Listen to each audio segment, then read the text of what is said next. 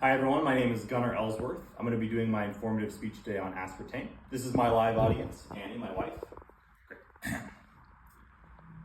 That's going to give you cancer. How many times have we heard that when we're trying to enjoy a diet beverage, or maybe that's something that's been preached to you about artificial sweeteners?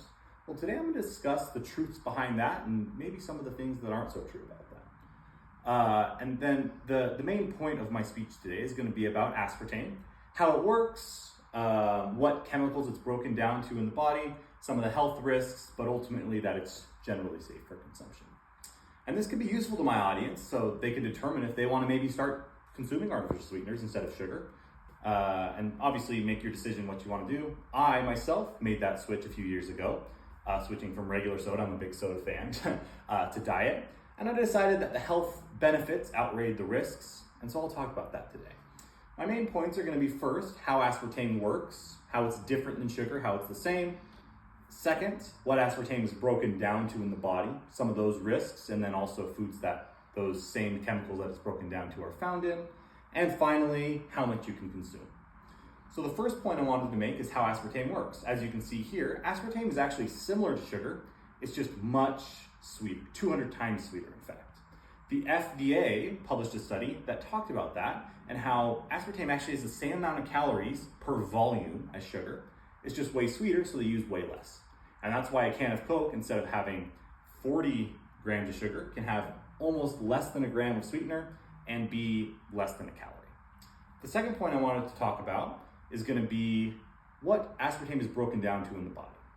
An article in the Journal of Nutrients talked about how it's broken down into methanol, aspartic acid, and phenylalanine.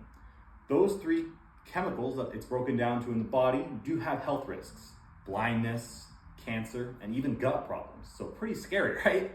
But what we actually find is that these are all found in common foods. They're found in tomatoes, eggs, milk, and actually in much greater quantities.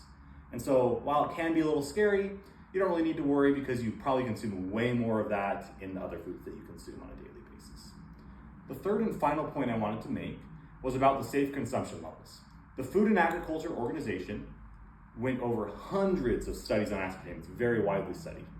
And they determined that based on all these studies, we can consume about 50 milligrams per kilogram of body weight. For me, being about 100 kilograms body weight, that means I can consume 5,000 milligrams. And we find that a can of soda actually has only about 150 milligrams, which means I can consume about 36 cans of soda per day. And I've tried to do that. It's really hard. It's way too much soda. And so as long as I'm not being crazy, I'm going to be safe. And they've determined that no negative side effects come as long as you stay below that lower limit.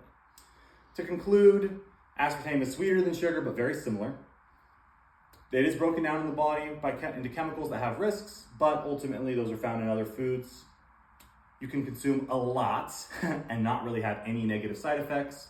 But overall, aspartame is generally safe for consumption, despite being very similar to sugar and showing some negative risks. So next time someone says, that's gonna give you cancer, you can actually tell them, probably not, as long as I don't drink an incredible amount. And that's what I want to talk about today. Thank you so much.